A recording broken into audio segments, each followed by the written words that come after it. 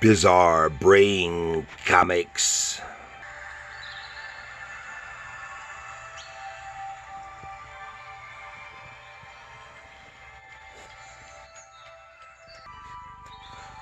Hello, my comic book friends, and welcome once again to Bizarre Brain Comics. I am Gary, your host. And you look at this and you say, Archie? Archie stuff again? Well, yes and no. What I'm going to talk about this time is not so much Archie, but it's the Spire comics. Well, it would be Archie, but it's not Archie.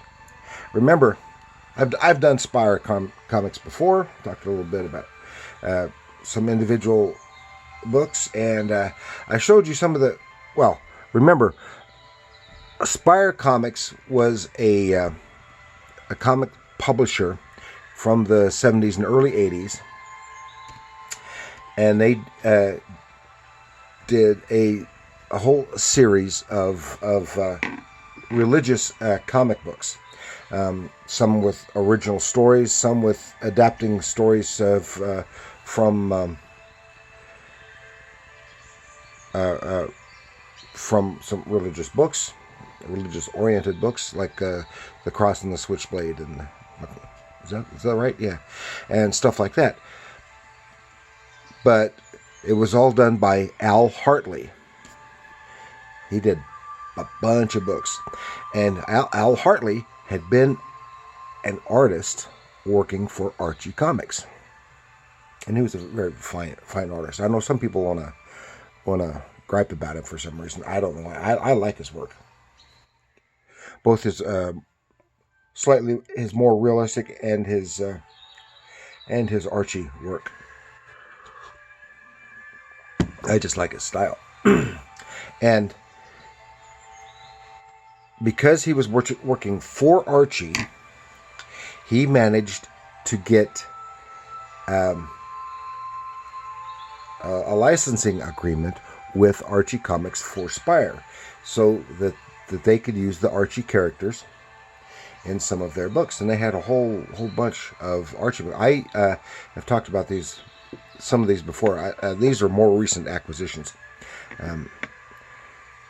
and those other Archie books, Archie Spire books, because remember, this is not Archie. This does not fit into the Archie regular publication stuff at all.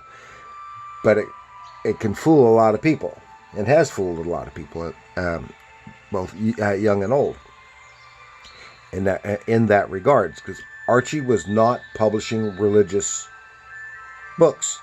Spire was publishing religious books using Archie characters, and that's fine, because I like getting the religious books. Now, a lot of people make comparisons between Spire and Chick Publishing, and Spire had very little resemblance to Chick, because although Chick did started off with a bunch of doing the small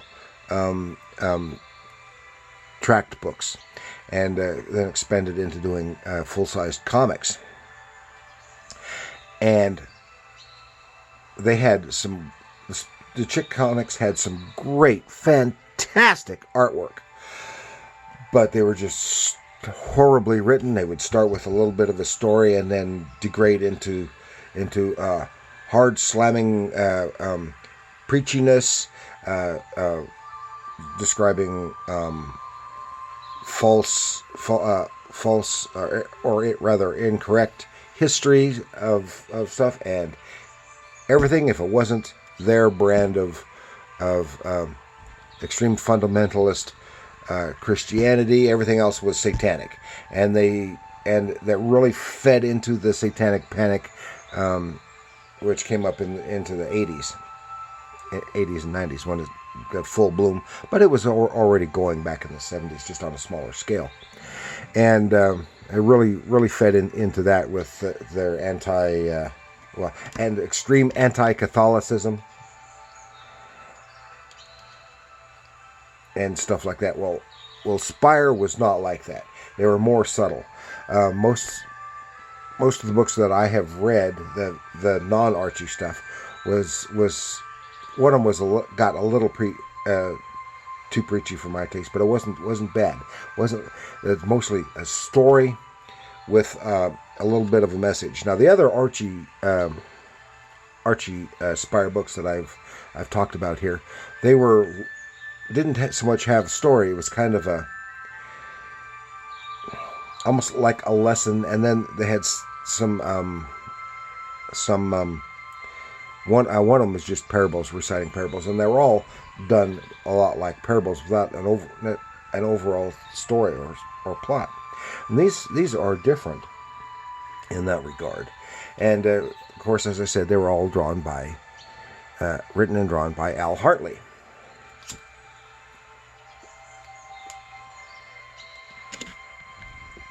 So I wanted to take a look at here. Remember, he had the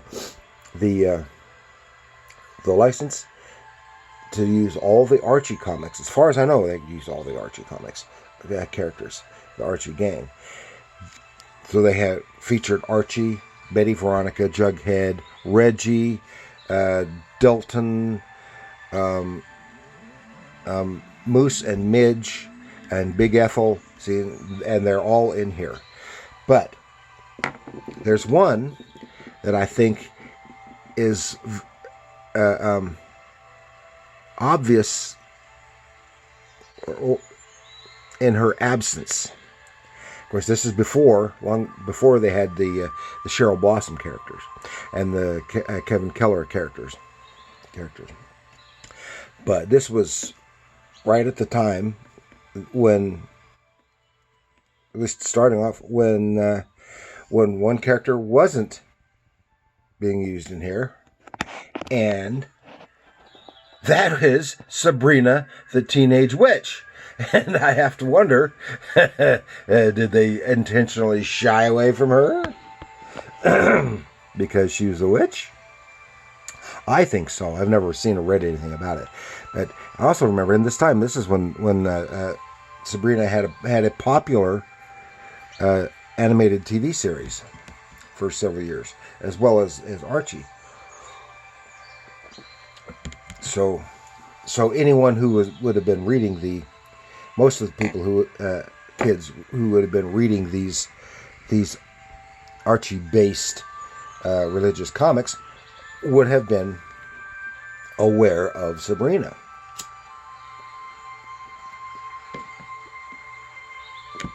Now I want to take just a little look in here so you can see, because in case you haven't seen Al Hartley's work before, here, yeah. This is Archie's World, and here on the back they have an ad for all kinds of their other comics. It's a time to run, The Cross and the Switchblade, The Gospel Blimp. Nice to have that. Tom Landry, New World Coming, Through Gates of Splendor, The Hiding Place, Archie's Love Scene. I've done that one before. Okay, so Archie's World. And it's just like, I see this and, my mouth kind of waters, because I've got a few of these, but I would like to eventually get more. And as I said, I just recently acquired these from on Amazon relatively inexpensively. It was like $3 or $4 a piece for these. And in this one, here's talks about some of the other publications that are not comics that they do, like Two Stars for God, Terry Bradshaw and Johnny Cash. Some stuff here about Anita Bryant. And so here you see basically the whole cast. And it's the Archies are going on a world tour to play with their band.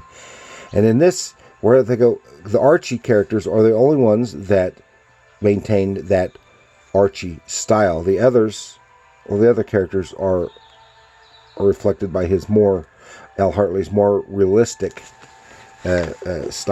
cartoon style. And here, Times Square, Piccadilly Circus, Begali, I don't know that place, and Rome, and the whole thing is about missionaries. Really about missionaries. They Tanzania, tom-toms, and sometimes the stuff can be kind of racially and culturally insensitive, because this was in the 70s, but I don't think it was done intentionally. And it has some nice work. Here it looks like the boys from the other the Brothers series, but it's not. Here in South Pacific, and there they are, Kashmir, and this part here gets kind of down right there playing, and so some festival, it's a religious festival, and they're not too thrilled with that, but because they're Hindu, and some Hindu man wants to buy Big Ethel, and he says, well, you can't buy him because she has already been bought by Jesus. This is the only part that really gets somewhat preachy, but they usually, it's more, overall, the religious aspects are more subtle. And it says, he gave his life on the cross, and I'm a liberated woman because of Jesus, which really sounds odd to me, because the more religious things are, normally the less so-called liberated women tend to be. It's just, but that's in general and not across the board for the Christian denominations, but the more fundamentalist ones do seem to be that way. Here they are in Hong Kong, and Jughead gets lost while he's trying to find something to eat. And and this is from 76. This one is from 1976, and I think I like Al Hartley's Archie work. Here is Archie's date book, and this is all about a typical type Archie's. Oh, that's the other one I'm talking about. This is just about Archie dating, and he's telling mishaps from his dating experiences, and how he so easily falls in love with it. And it's very lovely. You can see like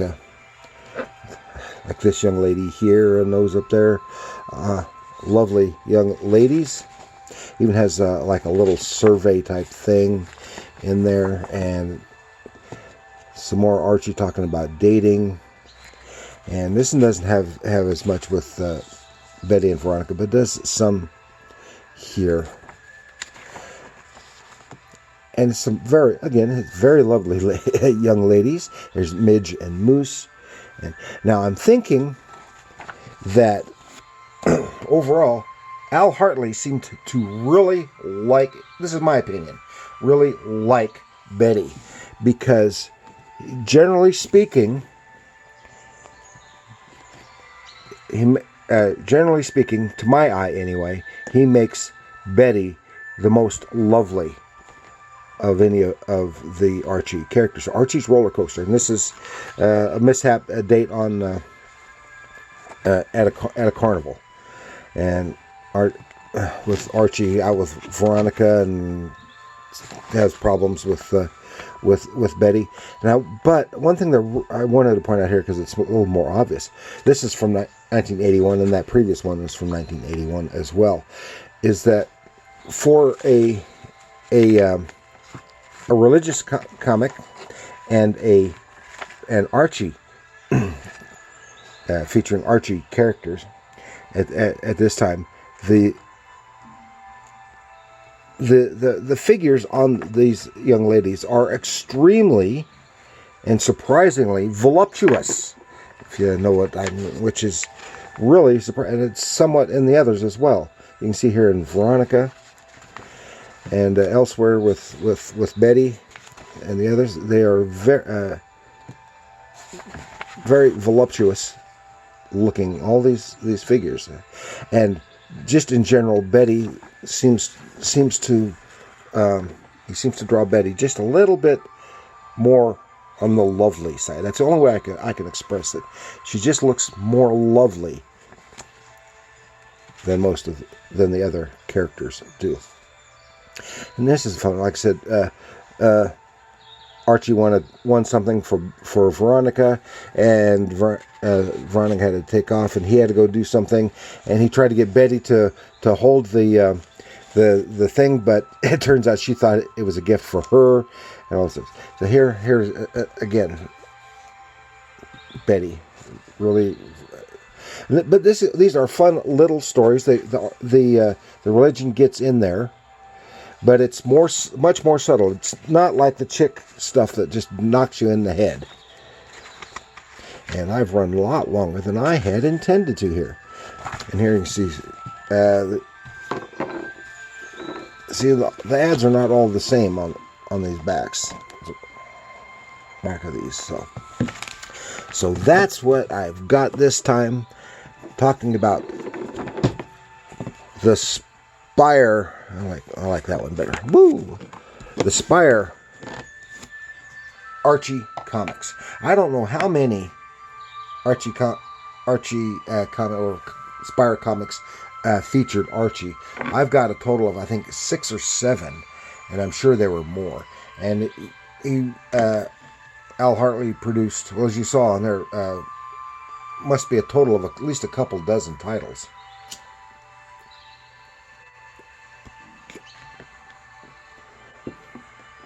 And but they're good fun reading. I don't have anything against them. Their religious aspects are more subtle, which they're not hateful. They try to be more inclusive of all kinds of people, and but I actually like them. Not as much as the regular Archie comics, but I still like them. And I like Al Hartley's work. So that's what I've got. Please like, share, subscribe. Leave a comment. Tell me, what do you think of the Spire comics? Have you read many of the Archie comics? Archie Spire comics. As a kid or anything, were you fooled thinking it was a regular Archie comic? Or have you read any of the other Spire comics? Let me know. And remember, people, comics are art.